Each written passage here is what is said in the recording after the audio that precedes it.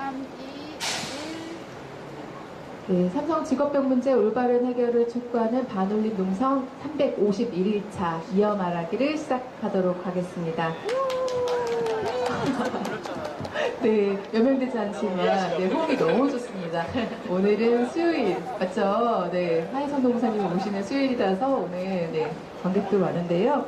저희가 오늘은 신지혜님을 모셨습니다. 오늘은 청년 문제 얘기도 해주실 테고요. 또 오늘 공작소 얘기도 해주실 텐데요. 그러면 소개 좀 먼저 부탁드릴게요. 네, 저는 마포구 망원동에서 청년과 지역재생 활동을 하고 있는 오늘공작소의 신지혜라고 합니다. 오늘 이 자리에서 제가 평소에 갖고 있었던 청년 문제나 사회 문제에 대해서 나누는 자리가 되면 좋겠네요. 아, 네. 오늘 청년 문제 그리고 지역 재생 네. 문제예요. 네, 오늘 저희가 이어 말하기를 벌써 9월 21일부터 오늘인가요? 오늘인가요? 9월 21일이 오늘인가? 저희 딱 1년 됐네요. 이어 말하기 한지. 오늘이 딱 1년 네네. 제가 지금 자리네요.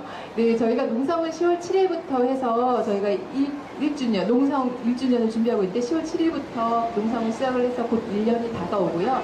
이어 말하기는 실제로 작년 9월 21일, 오늘부터 시작을 했었습니다. 네, 오늘 초대해 주셔서 감사합니다.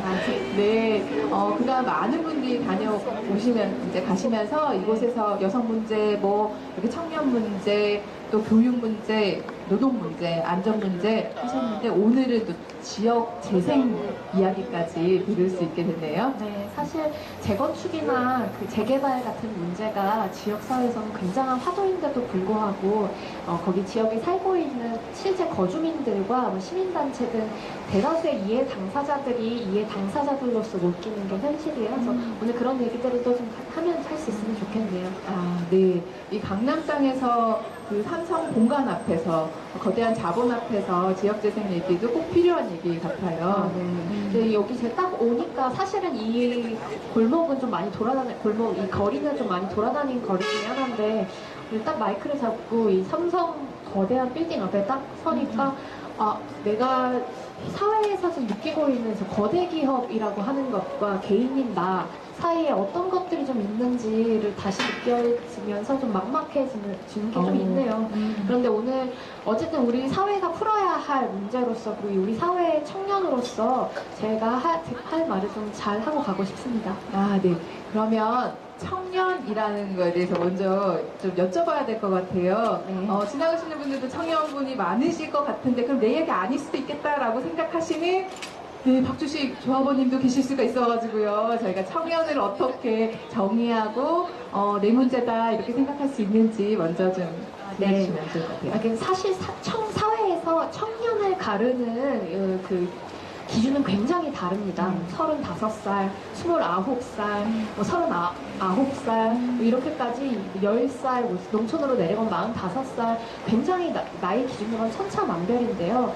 요새 청년으로 호명되는 사람들은 대부분 다 그 대학교를 졸업해서 어느 그 일정 정도 가정을 꾸리기 이전에 그리고 가정을 꾸리더라도 뭐 신혼부부 같은 아직은 아주 단단한 자기 뿌리를 좀 내리지 못한 층을 다 청년이라고 좀 이렇게 전체적으로 집단적으로 호명하고 있는 게 요새 현상이에요. 그래서 서울시나 뭐 성남시나 이런 쪽에서는 청년수당, 뭐 청년배당 같은 그 사회 이행기에 있는 그러니까 그 대학을 졸업해서 자리를 잡기 전까지 그 중간 단계에 있는 대부분의 집단을 청년이라고 호명하는 것 같습니다. 근데 실제로 여기 좀 들여다보면 그냥 나이뿐만 있는 게 아니라요. 청년이 겪고 있는 문제로 바라보면 그냥 나이로만 상정할 수는 없는 것 같아요. 그래서 청년이 겪고 있는 문제가 뭐 노동, 일자리, 부채, 그 다음에 뭐 주거 여러 가지 문제들이 있는데요. 그 문제들을 들여다보고 집단을 한번 포괄해보면 사실상 대한민국의 많은 분들이 이 사회적 청년이라고 봐야겠죠. 아, 네, 맞아요. 사회적 청년이라고 하니 훨씬 더 이해가 쉬울 것 같아요. 나이만 생물학적 나이만 있지 아직도 일자리나 주거 문제가 있어서 고통을 받고 있는 이들은 정말 많잖아요. 그렇죠. 사실은 가정을 꾸린다고 하더라도 자식이 있다고 하더라도 전월세의 환경에서 그리고 그 전월세를 떠나더라도 안정적인 집과 직장과 생활을 갖고 있는 분들은 대부분 굉장히 없다고 봐야죠. 굉장히 소수라고 봐야죠. 근데 저는 이것들이 왜 우리 요새 이야기되는 그 금수저, 은수저, 흑수저 이렇게 나뉘는 것 같은데요. 이게 사실은 각자가 자산은 부의 불평등은 어느 정도 사회에 있다고 치더라도 이 사회의 정치 공동체 안에 동등한 시민으로서 동등한 그 대우를 받아야 하는 게 현실이잖아요. 근데 사실 한국은 다이아몬드 수저와 흑수저가 있고 이 다이아몬드 수저는 단순히 자산만 갖고 있는 게 아니라 우리 사회의 기회와 권리와 모든 것들을 다 지금 갖고 있는 형태이기 때문에 정말 이게 다이아몬드 수저한테는 대한민국은 살기 좋은 우리나라 대한민국이고 흑수저들한테는 헬조선이라고 하는 그 단어가 명확하죠. 근데 얼마 전에 그 박근혜 대통령님께서 그런 단어를 쓰는 것은 사회 발전에 별 도움이 안 된다 뭐 이런 식의 이야기들을 발언하셨던 걸로 알고 있는데요.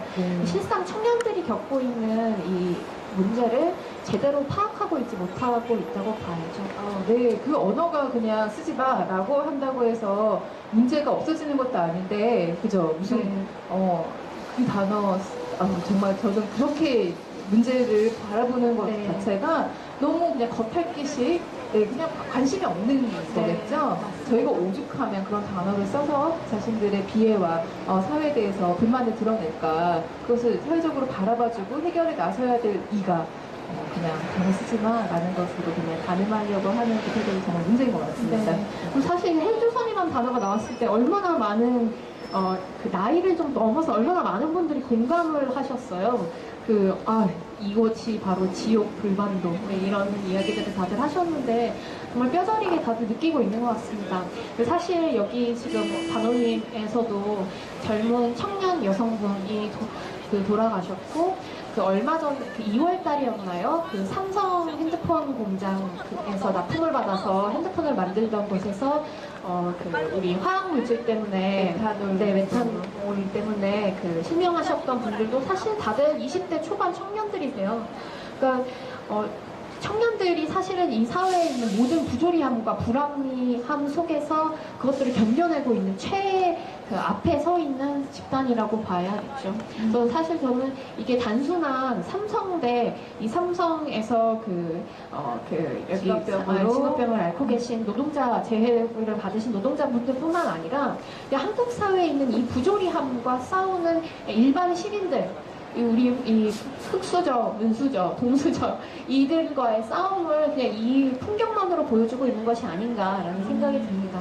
그렇죠. 다이아몬드 수저인가요? 이재용은 그렇게 말아먹어도 아무 책임도 지지 않고 저 위에 보면 수요일마다인가요? 헬리콥터 타고 다니면서 왔다 갔다 이렇게 하시는데, 네, 저희의 그 흑수저들인지 근데 너무 자신들의 생계와 가족들의 생계를 부양하기 위해서 공장에 가서 일을 하다가 고통을 뭐 그냥 감기 이런 게 아니잖아요. 저희가 암에 걸리고 희귀난치성 질환에 걸리고 여전히 투병 중이고 심지어 목숨까지도 잃는 이것에 대해서 다이아몬드 수저들을 정말 그냥 몇 푼의 돈으로 이 문제를 그냥 덮으려고 그렇죠. 이게 삼성 문제도 삼성 문제인데요. 이 삼성의 문제를 그래 어쩔 수 없지.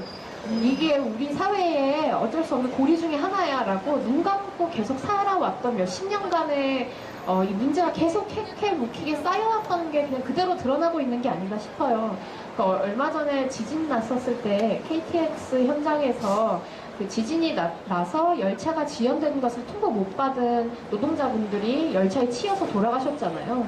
근데 그런 사건을 접할 때도 아무도 이게 문제가 좀 있고 기업에서는 이런 식의 재해가 일어났었을 때 처벌을 받아야 하고 당연히 굉장히 많은 보상을 해줘야 된다는 것들을 다들 인식하지 못하고 그래 그런 곳에서 일하는 사람들은 3등 시민이야 흑수저야 우리는 여기 이렇게 하는 게 어쩔 수 없는 일이야 그래서 나는 더 좋은 직업을 찾아야 돼. 내가 돈을 더 많이 벌어야 돼. 이 사회에서 내가 좀 더 잘나져야 돼라고 개인이 각자 도생할 수 없는 이 사회를 계속 다 우리가 묵인해 왔던 거 아닌가 싶어요.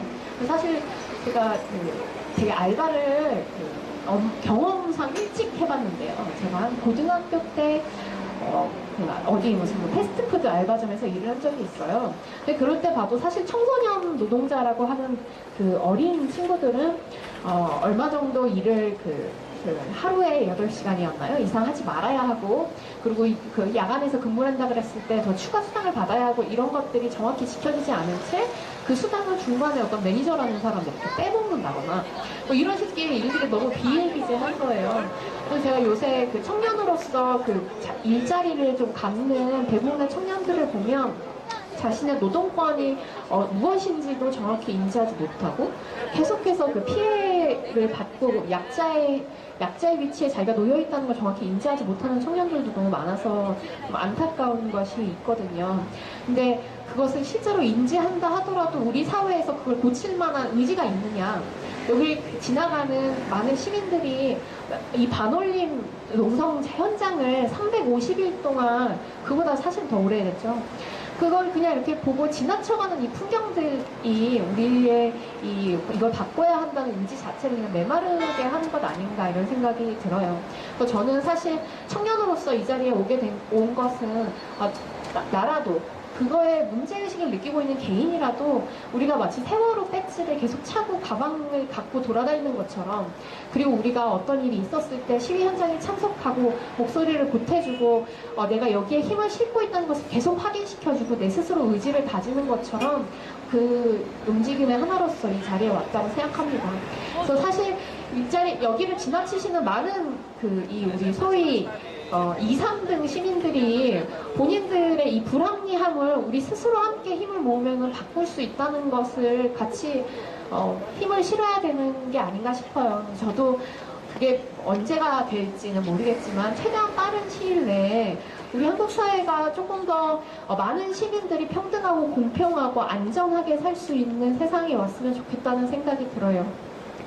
네, 저도 지금 말씀하시니까 계속 떠오르네요. 제가 이제 그저께인가요? 국제노동기구에 가서 이렇게 관계자분들을 만나면서 들은 얘기도 유럽에서 그렇게 기본소득이 높고, 그리고 시간이 그러니까 일하는 시간도 좀 적고 그렇게 살기 좋은 나라가 된 것은 자기의 목소리를 낼 수 있는, 낼 줄 아는 노동자들이 있었고 시민들이 있었기 때문이고, 그 예전에 그 혁명으로 막 그렇게 한번 돌출된 경험이 있기 때문에 정부나 그리고 기업들도 그 목소리에 대해서 두려움을 갖고 있는 거예요. 그래서 노동자들이 내는 목소리, 시민들이 내는 목소리에 대해서는 귀를 기울여야 된다. 이것이 학습이 되어 있어서, 그래서 저희의 노동자들의 권리 이런 것도 훨씬 더 보장받기도 쉽고, 그리고 같이 애쓰기도 하고, 이런 게 이제 분위기가 만들어져 있다고 하더라고요. 저희가에게는 경험이 더 필요한 것 같습니다. 말씀 듣다 보니까 그 왜 감시 사회 뭐 이런 것들이 좀 생각나는데요. 아까 사실 실질적으로 청년들이 이곳에 힘을 보태고 싶어도 보태지 못하는 청년들이 보니까 제 주변은 아니지만 잘 모르던 친구들과 좀 알게 되면서 이 얘기를 나누다 보니까 있더라고요. 특히 대학을 일반적으로 다녀서 왜 스펙을 쌓아서 직장을 다녀야 하는 친구들한테는 이 시위 현장이라고 하는 것이 나의 앞으로 미래, 그냥 현장에 참가한다는 것만으로도, 내가 어떤 SNS에 글 올린다는 것만으로도 내가 어떤 불합리한 그 현장에 놓일 거고, 취업을 함에 있어서 내가 어떠한 스펙을 쌓는 데 있어서 그걸 뭐라 그러죠? 약간 이렇게 부조리한 그 영향을 좀 받을 거다, 불합리한 영향을 받을 것이다, 이런 생각을 하고 있는 게 대다수더라고요. 그래서 사실 그 안에서 끊임없이 자기 감시와 자기 검열이 계속해서 일어나는 거잖아요. 여기까지 내가 움직이면 안 되지. 내가 여기서 조금 더 하면 내 미래에 앞으로 안 좋을 거야. 이런 인식들을 팽배하게 만든 것이 누군가. 사실 누군지 사실 명확히 알고 있죠. 휴대폰으로 감시하고 SNS 감시하고 국정원이라고 하는 것이 쌍팔년도에서 다시 21세기 이 사회에서, 제가 26살인데요. 26살인 제가 국정원이라는 이야기를 듣고 있는다는 것 자체는 다시 대한민국을 옛날로 회귀시키겠다고 하는 민주주의 자체가 사실은 없어지는, 망각되어 가고 있는 사회를 살고 있는 것 같아요. 근데 왜 내가 여기서 얘기하고 있는 것이 당당하게 이야기할 수 있고, 한국 사회가 뭐가 잘못됐는지를 당당하게 이야기할 수 있고, 잘못된 것이 있다고 하면 함께 모여서 토론하고 해결할 지점들을 찾고, 더 처벌을 받아야 될 사람들은 당연히 처벌을 받아야 하는 것이 이 국가의 당연한 원리인 것 같아요. 네, 정말 제가 준비를 지금 빼곡히 적어 오셔가지고 할 말이 너무 많으셔가지고요. 저도 물어보고 싶은 말도 많고 오늘. 네, 죄송합니다. 아니에요. 네, 아니라, 네, 지금 그러면 이렇게 많이 이제 자신의 문제잖아요. 친지님의 자기의 문제, 청년의 문제에 대해서 이렇게 적극적으로 목소리를 내고 하게 된 계기라던가 경험, 이런 개인적인 얘기를 조금 들어봤으면 좋겠어요. 어떻게 이렇게 목소리를 내시게 됐는지, 그 경험은 어떤 게 또 있었는지. 네. 제가 왜 그런가 좀 곰곰이 생각을 해봤는데, 제가 어렸을 때 동화책을 굉장히 많이 좋아했어요. 근데 동화책에 보면 우리가 권성징악이라고 하는 것이 거기 들어가 있잖아요. 나쁜 놈들은 나쁜 놈들이라서 사실은 이야기 마지막에 가면 벌을 받고, 착한 사람들은 복되게 살고. 사실 그게 우리 제가 어렸을 때 아주 많이 보던 뭐 공주파치, 신데렐라, 뭐 수많은 그 동화책들을 사실 읽었던 건데, 제가 나이가 들면서 세상이 이렇지가 않네요? 이런 것들을 좀 느낀 거예요. 제가 초등학교 때부터 보통 도덕책에서 헌법을 배우거든요. 외우잖아요. 모든 그 국민은 뭐 신체의 자유를 가진다. 뭐 이런 것들. 근데 저 중학교에 딱 1학년이 됐는데, 머리 기른 친구가 바리깡으로 이제 머리를 잘리는 걸 봤어요. 그걸 보면서, 이상한 도덕책에는 모든 국민한테 자기 신체 자유가 있다고 얘기했는데 왜 그걸 지키지 않지? 이런 생각들을 좀 가졌던 거예요. 그럼 계속 이렇게 살아오면서 우리가 소위 사회의 원리라고 배웠던 거, 우리 약속이라고 배웠던 거, 그 국가의 기초인 헌법이라고 배웠던 것들이 계속해서 실제로 이루어지지 않는 것들을 봤었던 것 같아요. 근데 이것에 대해서 그래 어쩔 수 없이 사실 실제와 법은 다른 거니까 라고 우리가 이야기하기 시작하면, 사실은 그 헌법이라는 것 자체가 부정되는 사회라고 하는 거는 이미 국가라고 볼 수가 없죠. 민주주의 공화국이라고 사실은 볼 수가 없죠. 그런 고민 때문이었던 것 같아요. 동화책.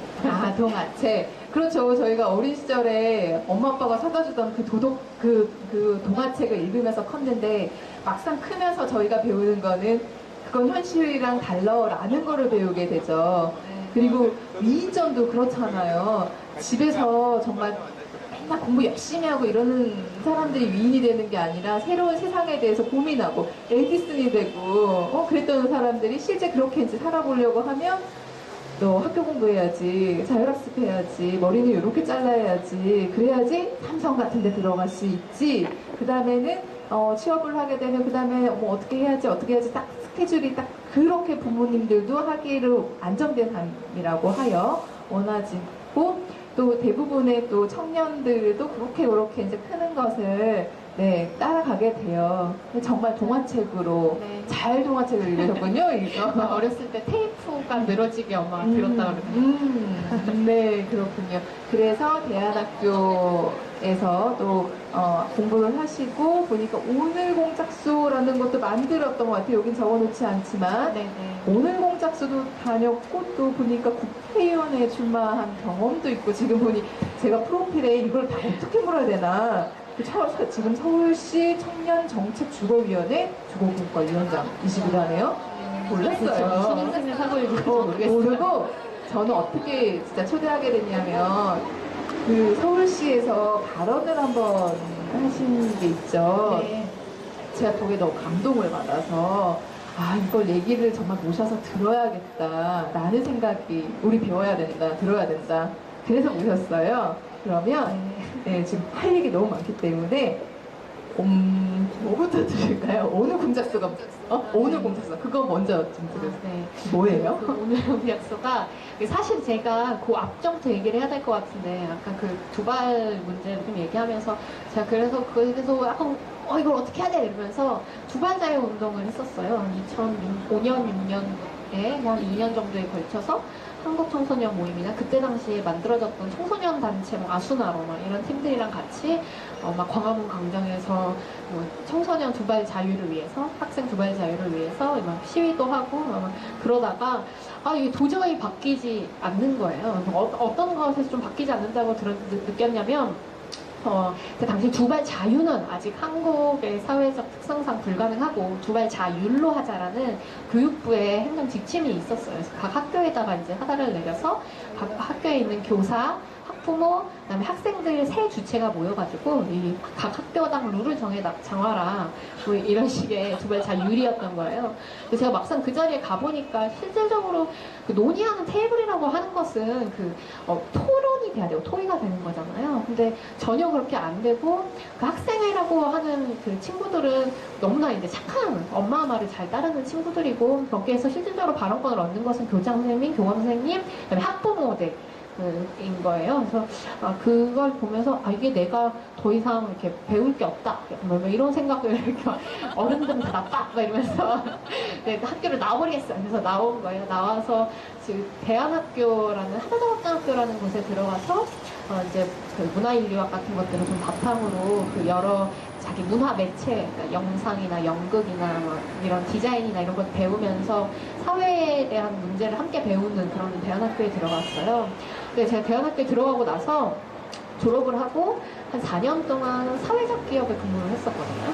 근데 근무를 하는 동안 이 회사에 있다 보니까 회사원이 되더라고요. 월급도 받고 사회적 기업인데도 사회적 기업인데도 그랬어요. 네. 왜냐하면 출근 10시에 하고 내가 6시에 퇴근하면 이제 사실상 이렇게 집회 같은 데 나오기 힘들고 사실 이런 데 있어도 그냥 너무 힘들어가지고 그냥 퇴근하게 되고 내가 실질적으로 내가 뭔가를 바꾸겠다고 생각하고 학교를 나와서 계속 인생은 탁성을 탔었는데 내가 다시 왜 회사에 들어왔을까 뭐 이런 고민들을 4년 내내 했던 것 같아요.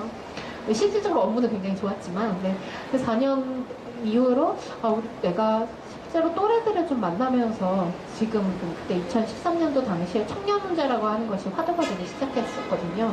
또래들을 만나서 이 시대를 함께 살아가는 동료를 좀 만들고 싶다. 그래서 같이 문제를 해결할 수 있는 당사자, 이해 당사자, 청년 당사자들을 만나자. 뭐 이런 고민 끝에 오늘 공작소를 만들었어요. 그래서 오늘 공작소는 마포구 망원동에 있고요. 이글루 망원이라는 그 청년 공간을 운영해요. 그래서 청년들이 와서 자기 작업도 할 수 있고 뭐 여러 가지 기술이나 인문학 같은 것들을 배우면서 자기 스스로 좀 능력을 쌓아간다기보다 뭐라고 해야 될까? 재밌게 놀고 재밌게 사는 법을 함께 익히는 공간입니다. 그리고 함께 아까 말씀드렸던 뭐 지역 재생이나 그 도시의 개발을 시킬 수 있는 것이 재건축이나 그 재개발 외에 무엇이 있을까라는 것들을 고민하고 있는 주체이기도 해요. 그래서 요새는 노후주택 한 70년 정도, 60년 정도 된 집에 들어가서 청년들이 그 집을 고치고 들어가서 사는 프로젝트를 하기도 하고요. 그렇군요. 아직 국회의원 출마에 대한 얘기는 하지 않았는데요. 제가 들으면서 그리고 지금 이렇게 지나가시는 분들이 앉으세요. 그 청년이 아니시죠? 죄송합니다. 그런데 다 청년 같으신데요. 그렇군요. 네. 제가 그 얘기를 하는 이유가 뭐냐면 굳이 자기 얘기가 있다는 거죠. 할 말이 되게 많으세요. 그냥 중고등학교 그냥 이렇게 비슷하게 다른 또래와 별 문제의식 없이 살았더라면 이런 자기 얘기, 자기 스토리가 없었을 텐데 두발 자율에 대해서도 두발 자유와 두발 자율이 무엇인지 거기에 대한 심지어 문제의식을 하고 이것으로도 한계가 있다라고 뛰쳐나오고 또 새로운 걸 만들고 또 거기에 고민하고 그런 과정이 이렇게 많이 쌓여있기 때문에 이렇게 얘기거리가 많지 않나 정말 좋을 것 같아요. 너무 길게 얘기했나요? 아니에요. 그게 아니라 저는 우리 모두 청년에게는 이러한 얘기거리가 많아야 된다. 그게 사회의 자산이고 변화의 근거고 발판이다라는 생각에 지혜씨 같은 분이 많았으면 좋겠다는 생각에 덧붙였습니다. 네, 저는 사실 요새 청년들한테 그렇게 할 말이 좀 많지 않을까 싶어요. 사실 굉장히 많이 다들 누르고 살고 있고 청년뿐만이 아니라 이 한 가정을 책임지는 중년 장년들이라든지 뭐 노년분들이시라든지 심지어 청소년과 그 더 아래 초등학생들까지도 다들 어떤 이 사회적 부조리 계속 억눌려서 살고 있는 이 사회 시대에 살고 있잖아요. 사실 하실 말씀은 굉장히 많고 그리고 이렇게 들여다보면 다 같은 얘기거든요. 그 키워드로 나올 수 있는 뭐 오늘 얘기했던 노동이라든지 아니면 주거라든지 뭐 아니면 부채라든지 여러 의제가 사실은 공통적으로 묶이는 건데 뭐 아까 뭐 감시사회 뭐 이런 얘기도 했지만 그런 것 때문에 억눌려서 얘기 못하는 것이 현실이죠. 그리고 사실 그런 게 있잖아요. 내가 얘기한다고 해서 뭐가 바뀌겠어. 뭐 할 수 있는 게 아무것도 없는데 뭐 이런 얘기들 네. 낙담하면서 하고 있죠. 네, 제가 이어 말하기이기 때문에 오늘 마이크 좀 넘겨보려고요. 청년이시죠? 네, 왜 여기 앉아 계시고 왜 뭐에 관심 있으신지 도망가시잖아요. 도망가시는 거 알았어요. 안 물어볼게요. 아유, 우리 청년분 지금 네, 마이크 좀 드릴까요? 노장이라고 불러주세요. 노장님이신가요? 청년 문제에 대해서 이렇게 말씀드리기가 어떤지 조금, 아니, 여기 마이크 이렇게 오실 필요 없고요. 그냥 들려주시면 제가 전하려고요.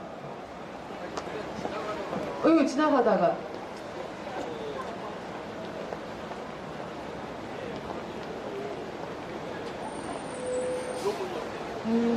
어떠세요? 이렇게 청년인데 자기 문제에 대해서 이렇게 당당하게 얘기하고 많은 얘기가 있는 거 들으시니까 저는 되게 좋아 보여서요. 보통 이제 어른이라고 하면 너희가 뭘 알아? 이렇게 하기도 식상이잖아요. 그런데 이렇게 들으시려고 해서 제가 꼭 여쭤보고 싶었어요.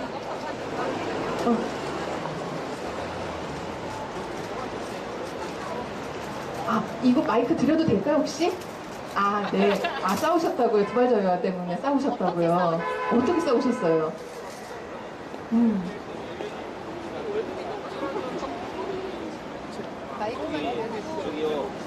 데모하셨어요? 네. 저희 여기 앉아 계시면 제가, 네, 지금은 안 돼서요. 많이 듣게 되는데 네. 하려면 제대로 하시고 비아냥 거리를 뒤에 보시면 한번 바뀌어본다는 네네네. 알겠습니다. 제대로 하라고 비아냥 거리지 말고 네, 청년 얘기하고 있었는데.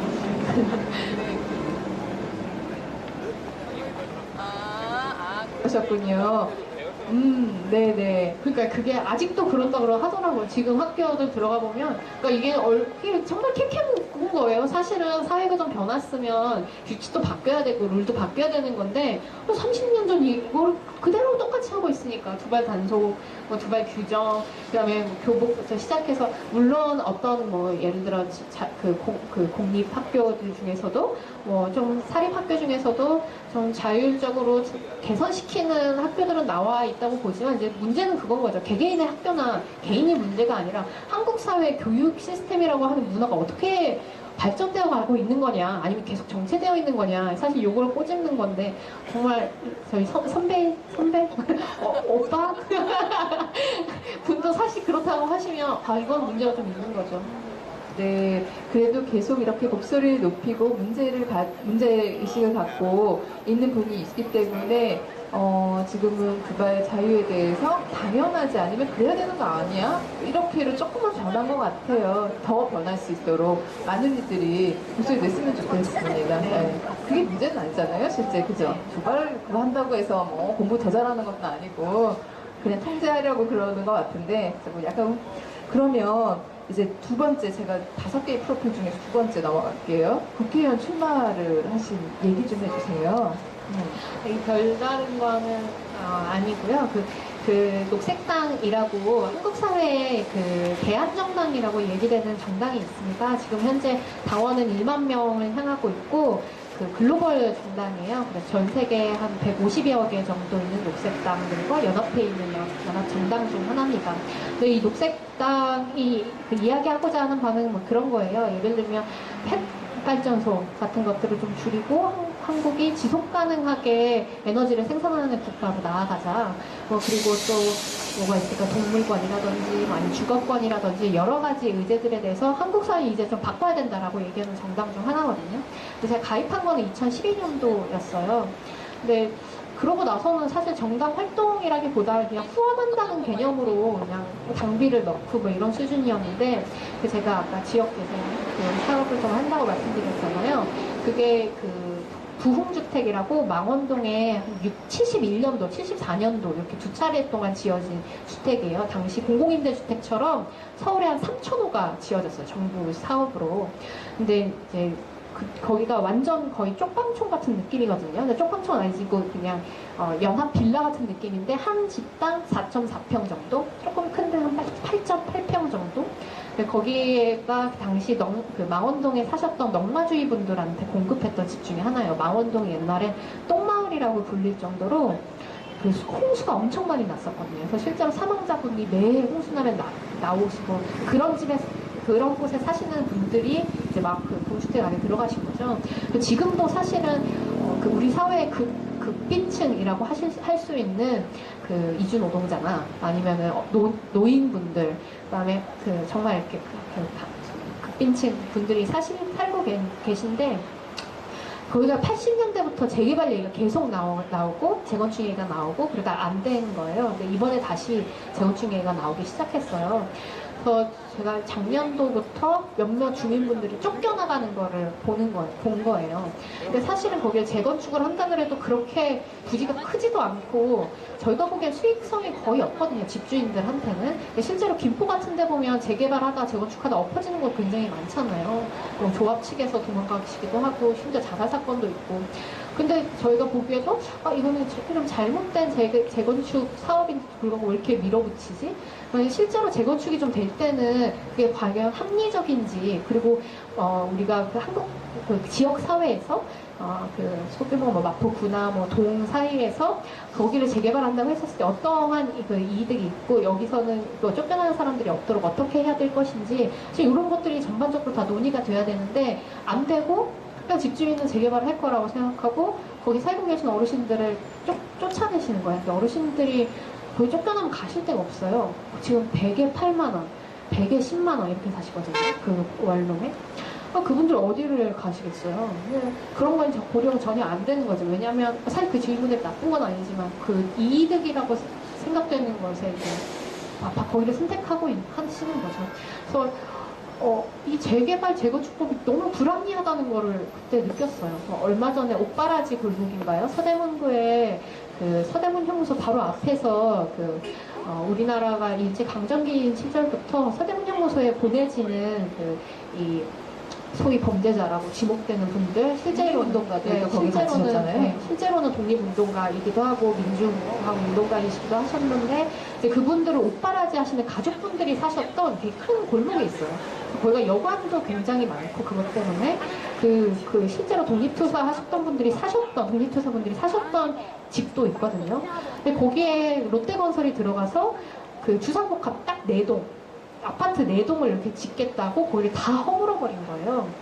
그러면 그게 우리가 그렇게 왜 무한도전이 왜 LA까지 가가지고서는 뭔가요? 우리 독립운동이 어떤지 역사를 살펴보고 LA까지 갈 거 없다는 거예요. 서대문 연구소 바로 앞에 그분들이 사신 집이 있는데 그냥 다 밀어버리고 아파트를 지어버리는 이게 과연 한국 사회가 어떻게 재개발을 해야 되냐, 재건축을 해야 되냐, 우리가 생각하고 있는 도시와 국가의 개념은 뭔가 이런 고민들을 던지게 만드는 거죠. 그래서 출마는 사실 생각했던 것도 뭐 내가 여기 나서 제가 그때 당시 비례 5번이었습니다. 녹색당은 이번 총선에 그 퍼센티지가 굉장히 득표율이 굉장히 많이 올랐고 기타 정당들보다 후보를 낸 거에 비해서는 많은 선전을 했음에도 불구하고 사실 비례 1번을 당선되지 못하셨어요. 근데 제가 5번으로 들어가서 이 운동을 했거든요. 선거 운동 같은 것들을. 제 열망은 그런 거였어요. 어쨌든 그런 것들을 바꿔낼 수 있는 건 정치밖에 없다.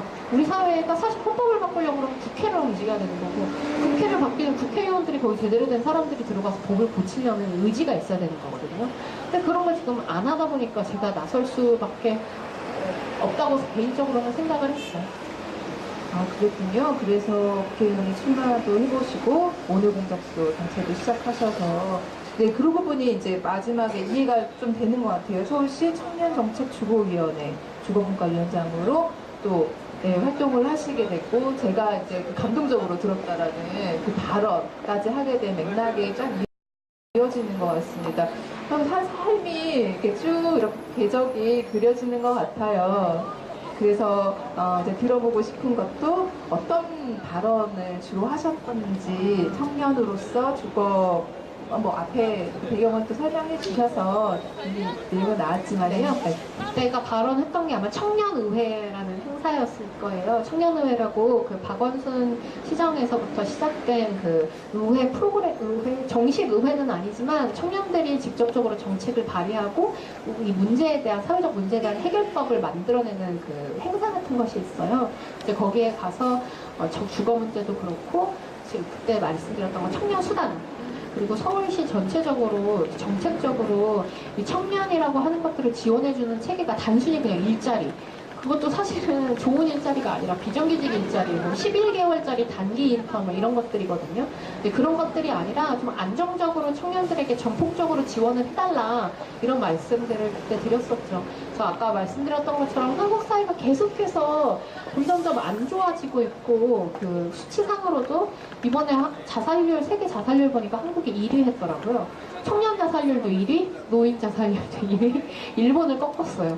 그런 것들을 보면 한국 사회가 계속해서 안 좋아지고 있고, 인구 절벽이 내년부터 시작된다고 하고, 경제 상황은 저성장이 오래될 거라는 것이 사실 경제 전문가들의 판단이고, 뭐 그랬을 때 한국 사회가 계속해서 돈 많은 사람들은 돈이 더 많게, 돈이 없는 사람들은 돈이 더 없게, 그리고 계층 사다리가 뭐 없어지고 이런 사회로 나아갈 게 아닌 이상 전폭적으로 청년에게 대해, 그리고 비단 청년뿐만이 아니라 이 사회를 살아가는 일반 시민들에게 지원을 좀 해달라라는 요청이었죠. 그래서 이번에 그 청년 수당이라고 서울시에서 월 50만 원씩 8개월 동안 꼭 구직은 아니더라도 사회에서 어떤 활동을 하고 싶어 하는 청년들에게 그 현금을 지급해주는 그 지원 체계가 있었는데, 이번에 박근혜 정부가 그걸 막으셨죠. 그리고 비슷한 정책을 토시만 바꿔가지고 자기가 직접 내시고 되게 그 정치 싸움에 휘말려서 청년 정책이라고 하는 것들이 지금 사라지고 있고 1단계 지급하고 지금 없어진 상태예요. 그래서 그때 의회에서 말씀드렸던 건 어쨌든 그 서울 그 대화가 통하고 있는 박원순 시장에서라도 청년에게 좀 전폭적인 지원을 해달라라고 말씀을 드렸고, 아마 그걸 해주시겠다고 약속을 해주셨어요. 그러시군요. 그래도 이렇게 청년의 목소리가 어떻게라도 들어갈 공간이 조금이라도 생겨서 다행인 것 같습니다. 그게 국회가 되었든 이 거리의 현장이 되었든 지속적으로 목소리가 들려지고, 또 그것을 들어주는 이가 있고, 또 실제로 집행까지 나아가게 또 힘도 이렇게 밀어줘야 될 것 같고요. 네, 우리 모두 이렇게 관심 갖고 자기 얘기 했으면 좋겠어요. 네. 그런 생각이 드네요. 저희가 이제 오늘 너무 어두워져서요. 벌써 가을, 겨울이 다가가나 봐요. 저희가 이거 안 켜고 있었는데 오늘은 딱 켜니까 지나가시면서 이렇게 많이 보세요. 좀 부끄럽긴 한데, 이제 거의 마무리를 좀 해야 되지 않나 싶어서, 그래도 저희가 삼성을 향해 세상을 향해 하는 이어말하기 때문에 이제는 삼성을 향해서 한번 이렇게 마무리로 좀 했으면 좋겠어요. 삼성에 대해 평소에 어떤 문제의식을 갖고 있었는지, 그리고 어떻게 바라보고 있었는지, 이 문제에 대해서 어떻게 해결이 됐으면 좋겠는지 좀 말씀을 해주시면 좋을 것 같아요. 이번에 핸드폰 폭발했잖아요. 폭발했었을 때 대책이 나온 게 뭐였지? 피자 쏜다고 뭐 그런 거 보면서. 이게 뭐예요? 잘 못 들었어요. 그 핸드폰을 가지신 분들은 핸드폰을 바꿔주면서 피자 하나를 주는 거는 이런 식의. 쿠폰을 주는 거예요? 그런 마음의 위로. 대책이 한 번 나왔었어요. 피자 안처럼 대책. 실제로 할지는 잘 모르겠지만, 그런 얘기를 들으면 왜 우리 국민들은 개돼지다 이런 것 얘기들이 나와가지고 논란이 한 번 됐었는데, 이 개돼지라기보다는 이제는 약간 팔이, 목이 이 정도로 생각하는 게 아닐까. 그리고 소비자로서의 시민도 정확하게 인정을 하지 않고, 좀 질 낮은 소비자, 약간 이렇게 상상하는 것 같아요. 그런 것들을 사실은 바꿔내지 않으면, 지금 보여주고 있는 이 삼성의 문제가 사실은 우리 한국 사회에 굉장히 뿌리박혀 있는, 몇십 년 동안 해결되지 않는 이 사회 부조리함을 그냥 이 풍경 안에서 담고 있는 것 같고, 이걸 해결하지 않으면 앞으로 대한민국의 미래는 거의 없을 거라고 생각해요.